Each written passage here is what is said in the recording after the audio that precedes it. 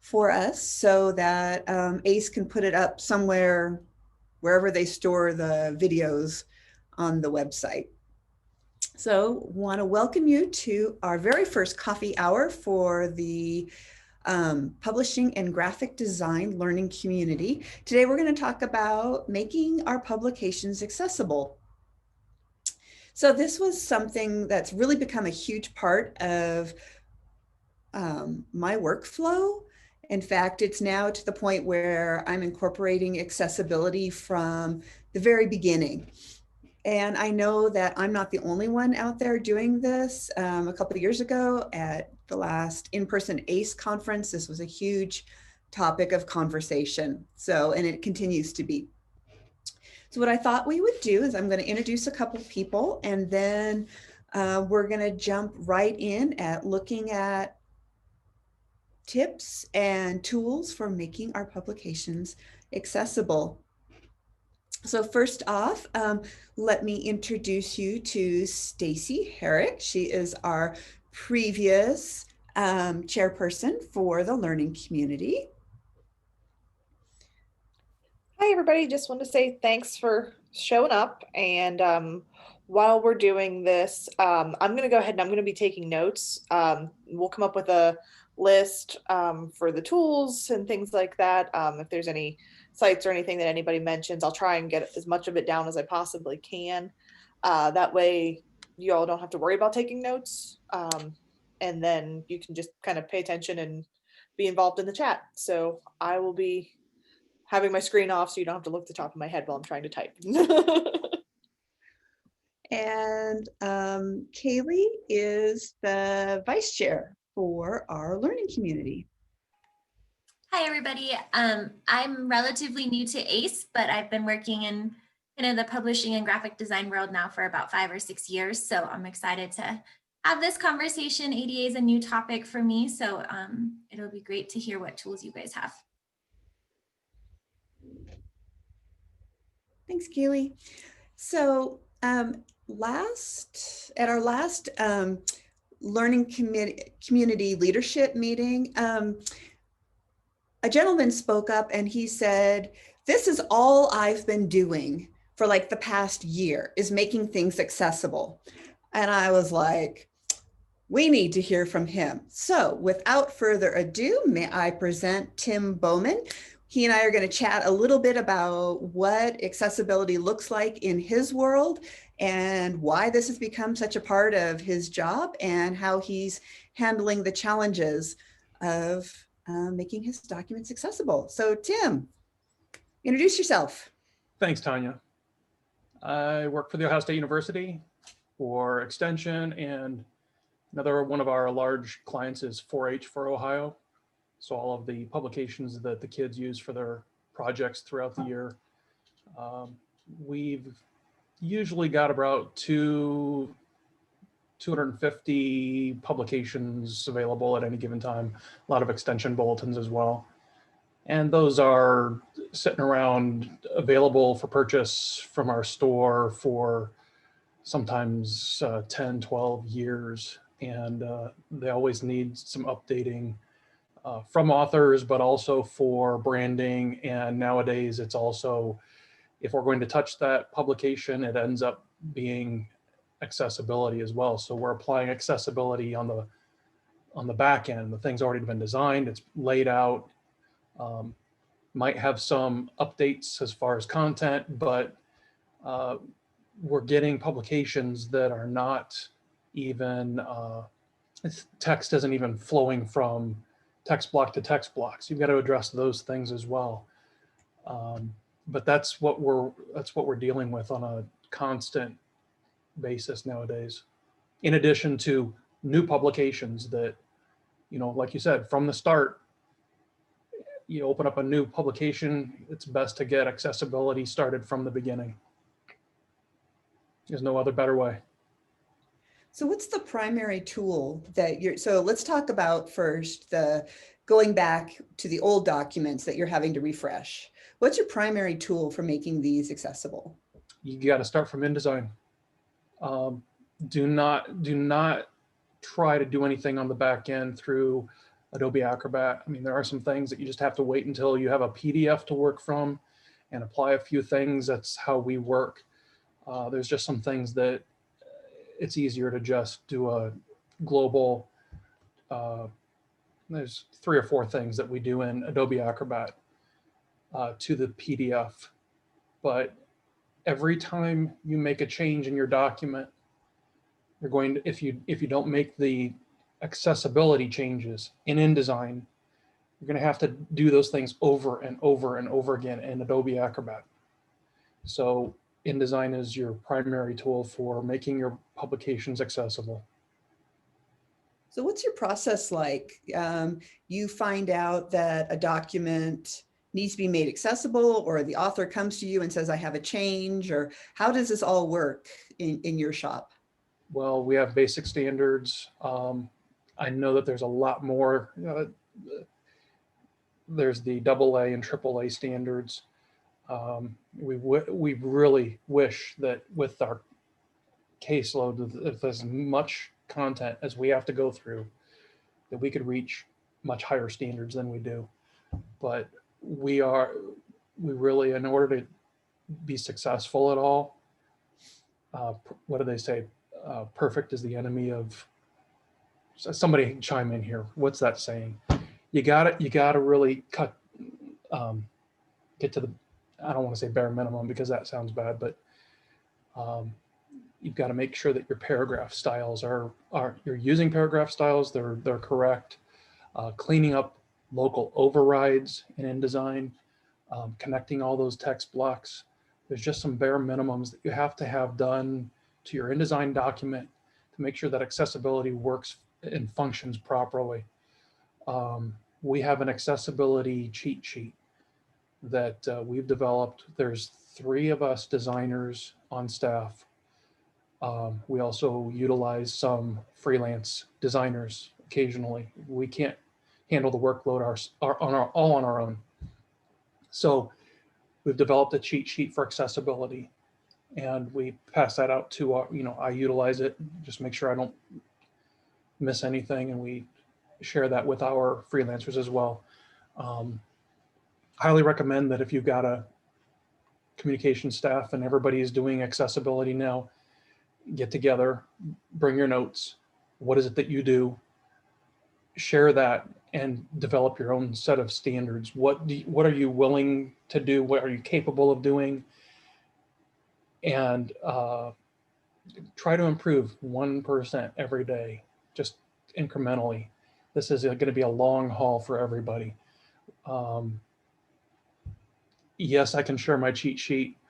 I was told, don't share that thing unless, Tim, you have taken that PDF and made it accessible, because they will get on you. And I'm thinking to myself, we don't make that cheat sheet PDF accessible to the general public. And that's what our work to make things accessible is for. So if you're willing to forgive me, I'll share our cheat sheet PDF. It's not accessible. I'll smack my own hand. We're done. But yes, I'll make that accessible. I'm not sure where I'll put it, but maybe what we'll do is I'll just put my email address in the comments. And if you email me and put something descriptive of, accountability, or I'm sorry, accessibility PDF in the subject, then I can gather all those up and send it out one time. I want to open up the chat here and make sure that I'm catching everything. Sorry. So when you create a document, you've exported it to a PDF, and then you open it up in Acrobat and you run the accessibility checker. Are you looking for every single one of those to be green, or are there some that you don't worry about? There are a couple I forget what the categories are, but there's a couple at the very top that are, you need to check on this manually. Mm-hmm. We go ahead and ignore those, but everything else, as far as we're concerned, that's the standard that we are living against, is what the Acrobat accessibility check shows us is what we try to strive, and I don't pass along a PDF that I don't consider accessible unless all of that passes. And if I have, I'll leave that open and it shows you what needs to be addressed. I'll go back into the InDesign document and make my changes there as much as I can. Because those InDesign documents will come back to haunt you 2 years later when somebody else comes behind you and needs to open that up and make changes to it, and they need to make a PDF. And if you haven't made your changes, then you're passing them along to yourself later on, or somebody else, and you don't want to do that. So make your InDesign files just as clean as you can, accessibility wise. Start from there. I think the two that always pop up for me that in Acrobat that want the manual check are the reading order and the color. Yes, contrast and readability. Contrast. Yeah. Yeah. So there are some good, there's a great color contrast grid resource. I'm going to copy and paste this into the, I was asked to, let me see if I can do it this way. Copy link address. Tim can do electronics. Check that out.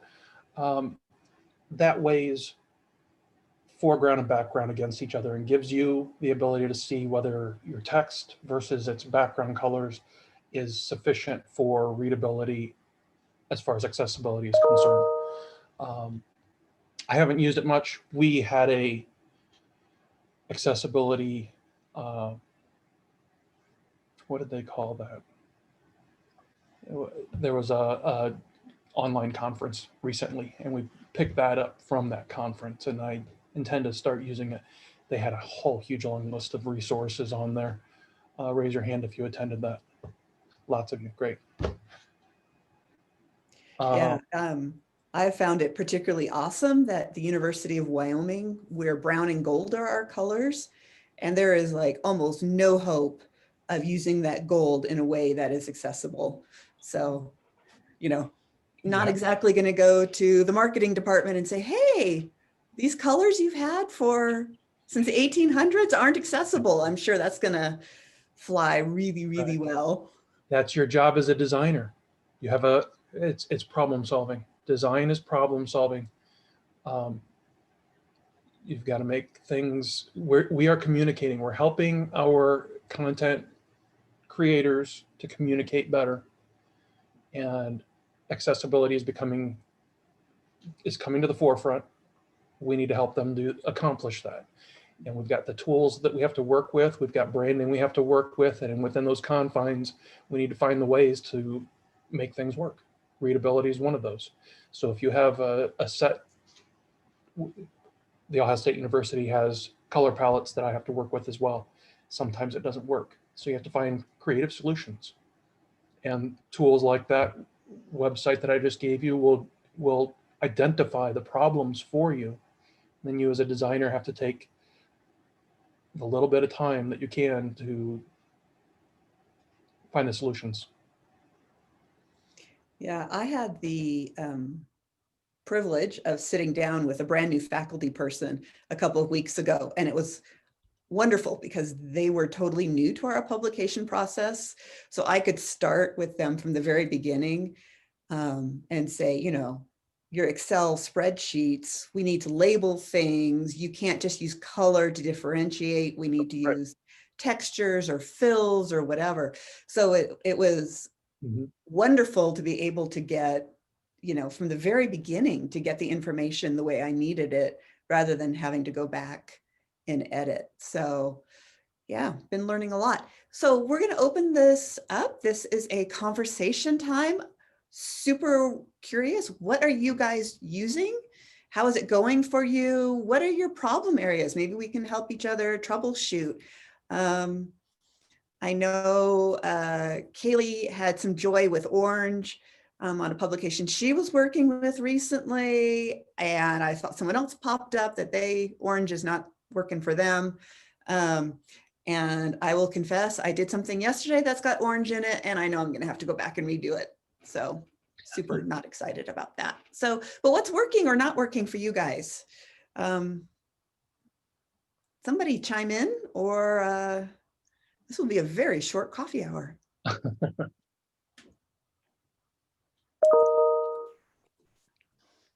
have a question for Tim. Sure. So how did you figure out how to do all of this? Like, how did you figure out what you have to pay attention to? I'm really curious to see your cheat sheet too. Let me do that. And how do you do it? How do you do it in InDesign? That's what I want to know. I've provided my email address in the chat. Okay. And if you want to put your email address in here as well, I'll copy and send that to everyone. How did we figure this out? Trying to think back if there was anything out of the ordinary besides just floundering on our own and doing our own Google searches and finding tutorials. And lynda.com is a huge resource. That's not even lynda.com anymore. Somebody correct me on that. It's LinkedIn Learning. LinkedIn Learning, please. Yeah, thank you. They have that's I don't know what the word is I'm looking for. Invaluable to figuring these sort of things out. I would even say start there. How do we know? It's there are standards. WCAG 2.0. I'm not sure what their web address is. They inform you of what the standards are, what you need to do. Learn about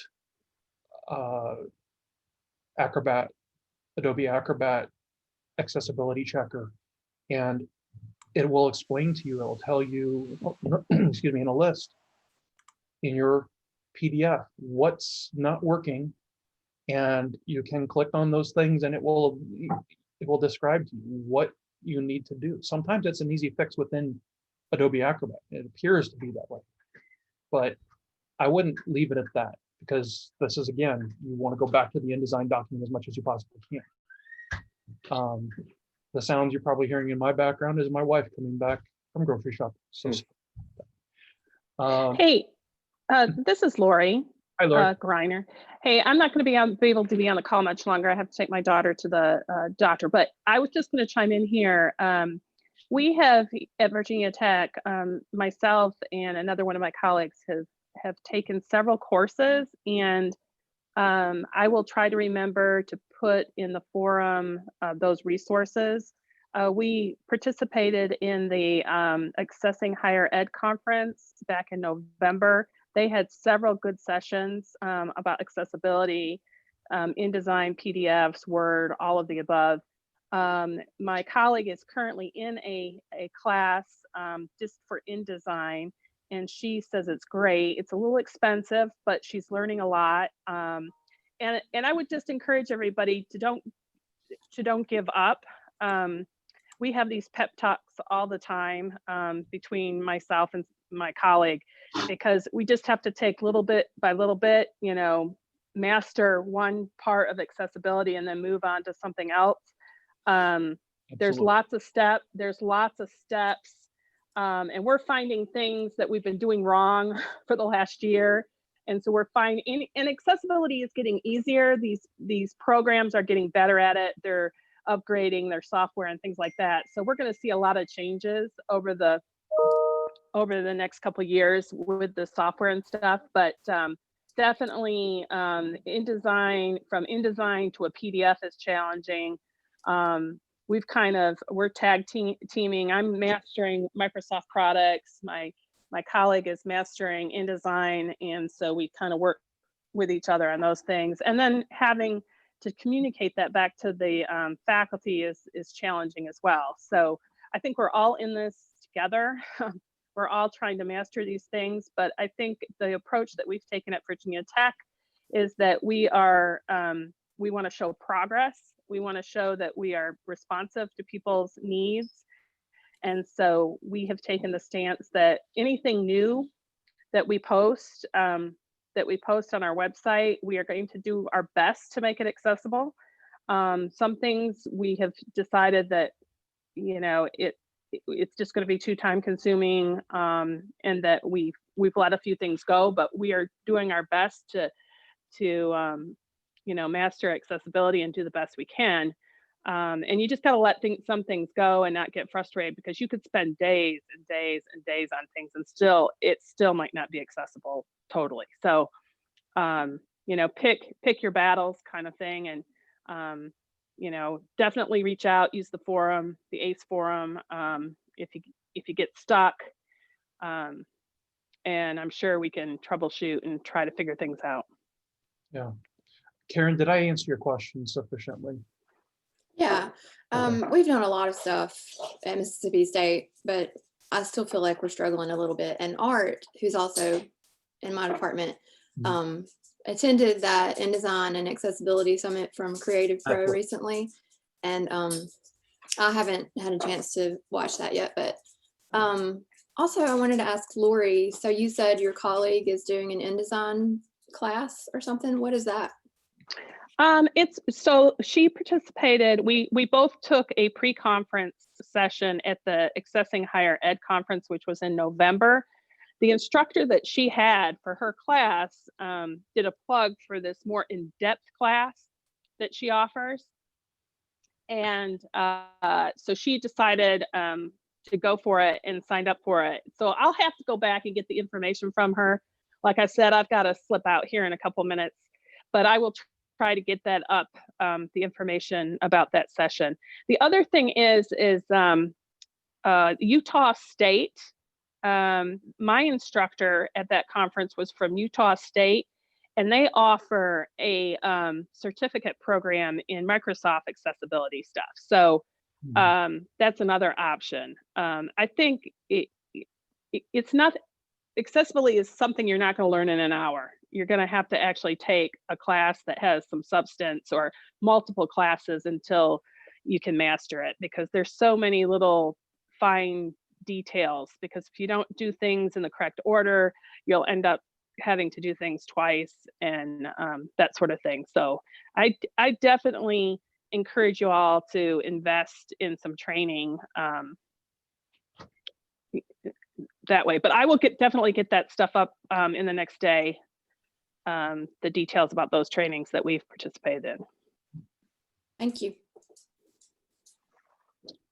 There was a question in the chat about publications and thoughts on websites. Unfortunately, I don't work in websites. I'm strictly publications. We do these 40-page bulletins. These are the 4-H ones. They are and then we supply PDFs for them. They may be old and we are not redesigning them entirely. Sometimes we'll take the time to do that, but it's just publications on my end. So if anybody has insight on website accessibility and checking it and standards, that would be out of my purview right now. Sorry.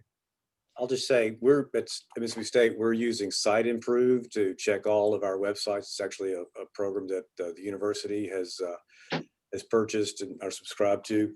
And part of what we do is put our publications online, and we're exporting from InDesign to HTML for that.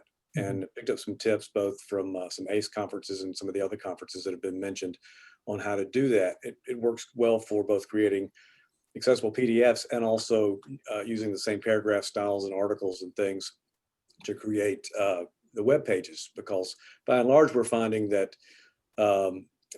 for online accessibility, HTML is preferred over PDFs. And I know PDFs are going to be a hard thing to get rid of, but we're starting to see people move that way. I was wondering if anybody else was kind of running into that as well. Art, did you put the link to that checker in the chat for us? Yes, I did. It's the I think I did, didn't I? Maybe I did. Oh, okay. I didn't know. It's this color to Site Improve. I'll put a link to Site Improve as well. Thank you. And it's a paid program, and there's some, of course, free plugins you can get, but it does it's very strict on color contrast. It's even more strict than some of the other things I've seen. So it's you talk about the orange, it's just hard to find. Black and white seems to work real well, and beyond that, it gets a little iffy real quick. That's your biggest contrast, is black and white. Yeah, we so most of our publications, so I create them in InDesign, And then we put them out in 3 flavors. We put them out as PDFs, as fixed layout EPUBs, and as HTML. Mm. And there's a plugin we use called In5 that Yes. goes with InDesign, and that's where we make the HTML. I have a feeling we're not going to be able to get rid of our PDFs anytime soon, but at least we have the HTML option for our publications. So, Karen, you were asking about how we learned about this. So the LinkedIn Learning for us, and then it was, I would export, to the PDF and run it through the checker, and then an error would come up. And I have to set the publication aside, and then I'd go research the error. And it's been this back and forth, and I can feel Lori's pain about this, because I actually had a student worker and her job was 10 hours a week, alt texting, right? Helping us get these old publications. And I learned enough in the past few months that it's like, dang it, we're going to have to go back and retouch half of those publications that she did because we weren't going far enough. So this continual learning thing has some definite pain points in it. Art and Michelle said they went to the InDesign and Accessibility Summit.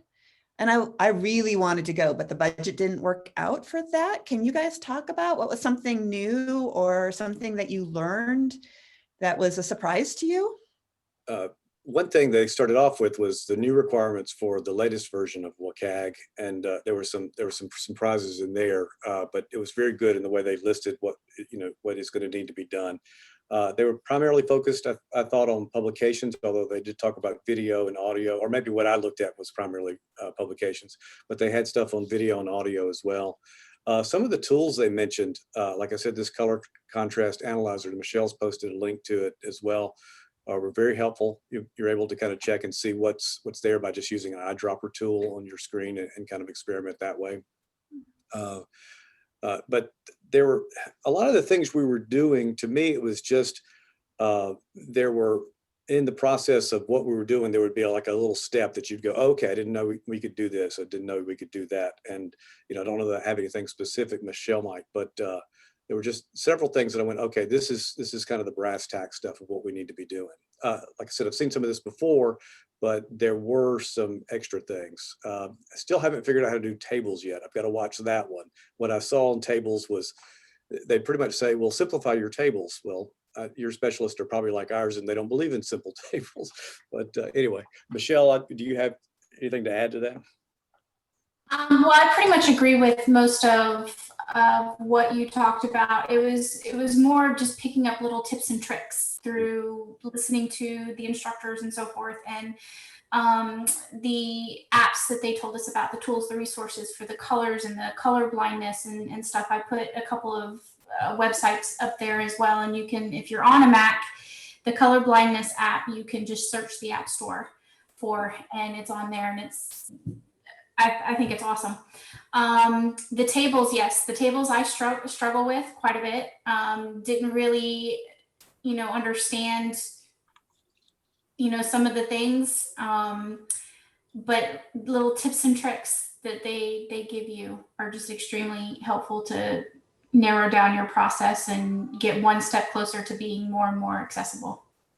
I've called the website up, and I will say, Michelle, I don't know if you watch this too, but Karen McCall had a seminar that was on what your documents look to me, and it showed screen readers reading the documents, and it was just really enlightening. I mean, to sit there and hear the returns repeated over and over and over again, it's just it start to drive you crazy after a while. And I think one thing we've got to do is make sure we've got buy-in from our administrators and our specialists and the content creators, because I don't know if I'm sure it's probably the same way for y'all. The idea is, oh, they'll fix it when it goes to publications, or they'll fix it when it goes to the website. But so much of the information we need, we have to get from them. And if they had any idea that this is how some people are able to, to take in their information, I think they would be much more likely to go, okay, what can I do to help? Because this is just a terrible terrible experience. And the scary thing is, Art, most of my publications that I thought were accessible were just like those. I can't imagine what they sound like. I know, I'm afraid to try mine too. Me too. You and me both. And I've been doing it for quite a while. Hmm. That summit was just, what, 2 weeks ago. Yeah, I've been doing accessibility for going on a good solid year, if not 2 or more. Yeah. So there's tons of publications I put out there. Can't imagine what they're reading like. All those, it's a learning process. it is. And it's an ever-changing process. I mean, that's what I think Tanya mentioned that as well. You do this thing, you think, oh, okay, I've got it figured out. And then the next thing you know, something like this hits, or you get more information and you go, wow, this has been wrong the whole time. And the other thing that scared me, I hope not to scare anybody else away, but I've relied on the Adobe Acrobat accessibility checker as that's the standard I work by. Right, And what I heard was that's not good enough. right. There are checkers out there that, yes, Tanya's looking at me like, yeah. Well, and unfortunately right now, along with the checkers, but it's also the voiceover, the reading software, it's all for PC. There's nothing for a Mac, and our communications department is pretty much all Mac. And because we're currently working remotely, we don't have JAWS to double check, the reading orders. We just have to rely on what we've learned from the reading order and the tag tree to find out if, it's close. And again, without having that, checker of JAWS or any of the other voiceover software, not being on a Mac right now, it's a little disheartening. It's a little, so it's like, if we were in the office, it wouldn't be too bad because we have access to a PC that we could put that stuff on. But coming from the summit, hopefully, cross your fingers, they're supposed to be having some kind of new update for Macs as far as that goes. That they're, gonna hopefully, don't know when, of course, they never tell us when. So, but that's one of the struggles right now. Let me take a moment to pull everybody back off the cliff for just a moment, because there can be a lot of doom and gloom about accessibility, about requirements, about what's needed. And we're at the stage now where, how do I put this? Requirements are becoming more mandatory, and people are starting to hear about the stories about, God forbid, lawsuits. And it's a lot of work. It's becoming half to 2/3 of the work that we do when we do a publication. And none of us has the staffing to really accomplish all that needs to be done. So we are working at like I said, the bare minimum. We're trying to get as much done as we can. But like anything, if you remember back in the early days of graphic design, to get a publication, or there wasn't websites back then, but to get a publication print ready took so much work compared to what we're doing today with computers, and with how quickly programs and applications are being updated and making things easier for us to do. What we can do in InDesign document in a half an hour compared to what the work that it would have taken to do that 20, 30, 40 years ago, it's going to improve. And within a few years even, our ability to make a publication accessible is going to improve. It's not going to be this, we need a checklist and make sure that everything gets done. So learn as much as you can now. Apply it as much as you can now. Become the expert that you can until the Adobe Acrobats and whatever catches up to us, and the InDesign catches up to us. And a lot of this becomes much more automatic. and so much easier. So just, take a step back, learn as much as you can, apply it as often as you can, but know that as we go forward, there are people out there working on InDesign, Adobe Acrobat, everything else to make it easier for us designers to get the work done as well. I see Tracy Courage there, and the word is courage. You just be courageous about this. Thank you, Tracy. So, Tim, you Hmm. said you are using a checker that is better than Adobe Acrobat? No, No. that Is, summit, somebody said, I don't know who it was, Adobe Acrobat is, that's what it's meant for, to do a check, but it's not good enough. There are other, and I hesitate to say that because there's a part of me that feels some of these seminars and webinars that I attend end up being, you have a lot of problems with the work that you're doing, and our software can help you fix it. And it turns out being more of a commercial for their software. I was afraid that some of this was heading that direction. And so when I hear someone say, Adobe Acrobat Checker isn't good enough, and you need to use these type of checkers that will catch a whole lot more problems, I wonder to myself, how many of those problems are really necessary to address? And is there a level below all of that that is sufficient? You'll get a publication out there that works for your client.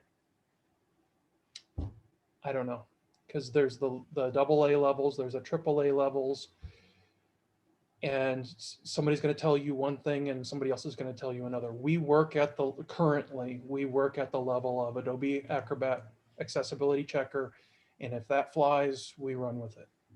But I just know that there are some things that aren't good enough. So, Tanya, to answer your question, we're doing the best we can, and we're trying to improve little bit by little bit. We attend these summits and these seminars and these webinars, and we learn as much as we can about those little tips and tricks. And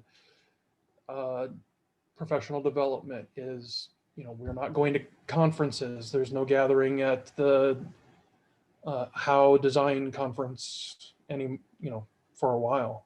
So we do the best we can with online LinkedIn library. Is it LinkedIn library? LinkedIn Learning. Find those. If you got a little money in your budget, grab a couple tutorials. It's the best that you can do. As far as standards are concerned, you kind of have to figure that out as you go along. What are you willing to accomplish? What's best? And this is a huge tip. Listen, I like how art sits forward. Utilize your clients. Get those people on your side and send them your PDF that you felt was sufficient, and get somebody to work with you. We've got kids that have requests for books. So we grab that book, and because it's a request, that rises right to the top. Mhm. We work on that. We bring it up to speed. They want to use that book for a project. And once it's done, we send it along. I was working on a book that's 15 chapters, 250 pages. It was massive. We did sections, and I would do 3 or 4 chapters at a time, make a PDF of that, and we sent it along, and we requested feedback. Please utilize this. Take a look at it. They were still just trying to decide whether they wanted to take that project for that summer or not. Ended up they didn't use it, but we put the work in and we got that publication finished, but we did it in sections. We sent it along. We asked for feedback. Do that. Utilize your clients and find out what's working, what's not. Is this sufficient for you? Do you have any issues that we need to address? It's not a vacuum out there. So find someone that can be on your team to get that feedback from.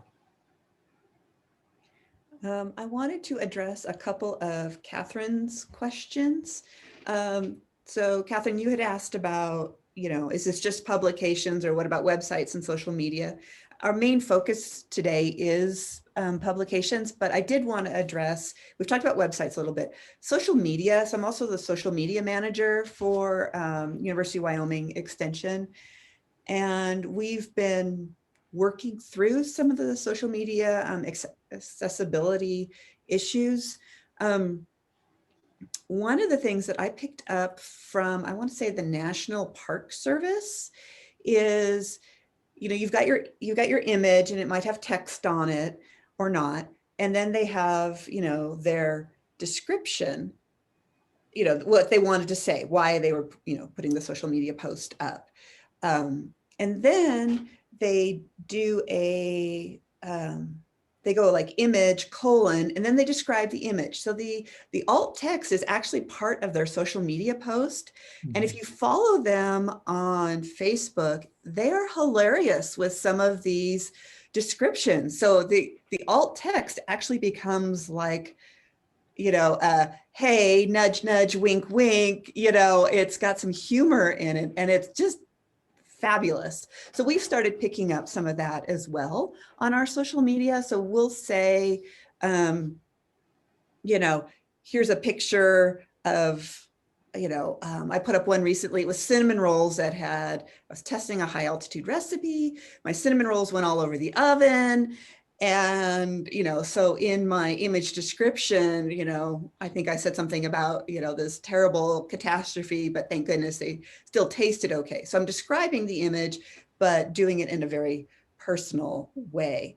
Facebook, you can alt text your images now, but Instagram, you can't.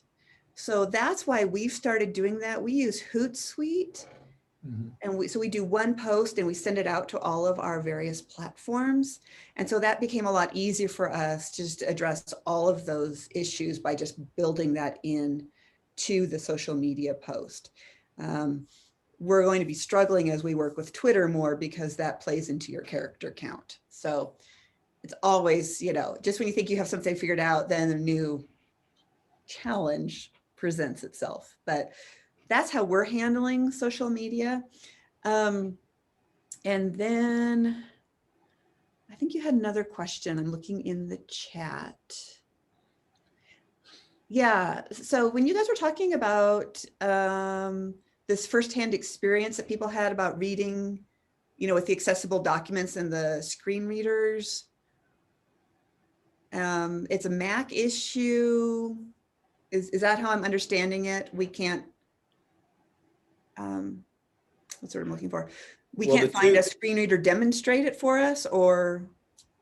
There are some, you can get Acrobat to read it, but the JAWS and NVDA or whatever that are the two most prevalent screen readers that are being used are only available for PC. So that's why they're saying that I can't do it. I was looking back at the conference again to see if, because Karen had talked about posting like a recording of the example. So I'll see if I can find something like that and then either send it out. If I can find it before this is over, I'll post it there, but if not, I'll send it out and maybe we can get that just so, because I think it's, like I said, it's really something to hear what that sounds like. I don't think we realized it was as bad as it was.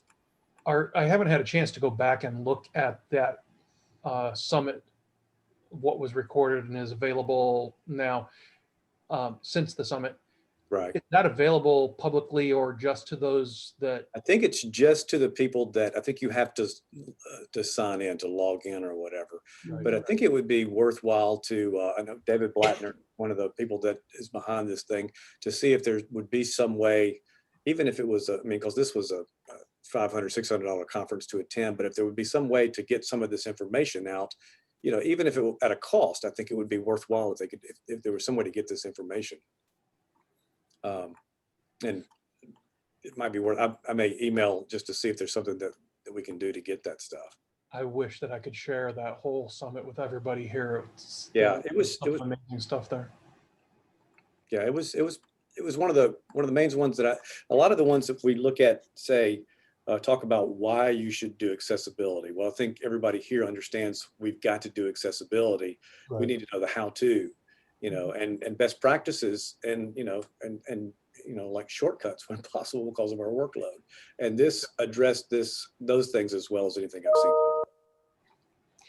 So I wanted to, so speaking of shortcuts, one that I learned in the a few months ago, I think, was the reading order. Here's my tip for today.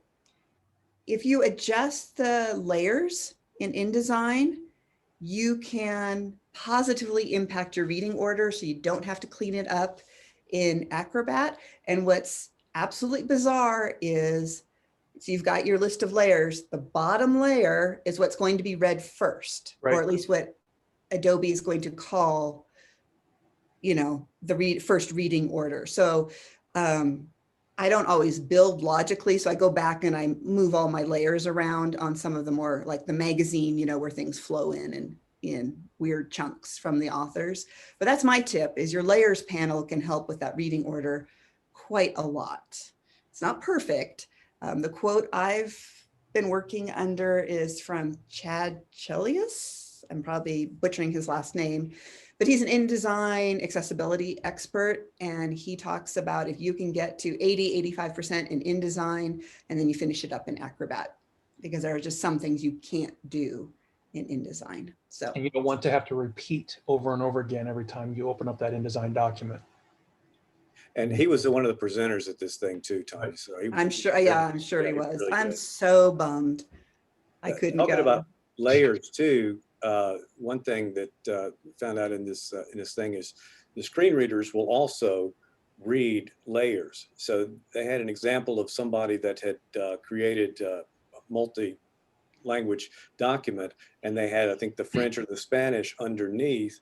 And so when they exported it, they kept layers, and so it was hidden. You didn't see it, but the screen reader is reading Spanish, and and so it's very bizarre. It's even more bizarre situation. So layers are a good thing to keep in mind how to work with those. Okay, we're kind of at the end of this. Kaylee, have we missed any of the questions in the chat? I don't think so. I think if everybody wants to put their name and email in the chat, when I save the recording, we'll have that. And then any notes that we have, we can send out to everyone here for sure. We'll also put it on our space on the website. But if you just put your name and email, then we have all of that. If you have any resources you want us to put in the notes, put those links in the chat as well. And we'll make sure we try to kind of compile a master list of all the tools people are using and just have that for help as we all work on this. So we will send out a note through the forum and through our Facebook page about where you can find the recording and where you can find the resources. So if you're not following, it's a closed group, so you'll have to ask permission, but we are on Facebook as the ACE Publishing and Graphic Design LC. So we're doing in both places. A couple housekeeping things before we sign off. We will have 2 more presentations in 2021 between January and before the ACE conference. One of them, we're going to be looking at infographics and how do we create an infographic without our specialists and our educators getting all freaked out that we are changing their data. So we want to preserve the data, but present it in a way that doesn't look like an Excel mess. So that's one of them. And then the other one is going to be talking about taking things to print. So we've spent a lot of time talking about digital publications, and we all do that, but every now and then we actually have something that needs to go to print, and we need to know what the pre-press terms are and how to correspond with our vendors and how to get what we see on our screens to come out as a good publication. So Kaylee and Stacy are heading up those projects, and stay tuned. We'll have more information for you as they become available. Don't forget the ACE-CNA Awards. You have a deadline of mid-February. And so we are pushing. We'd like to see lots and lots of submissions in all of our different categories. So that is all we have from the learning community.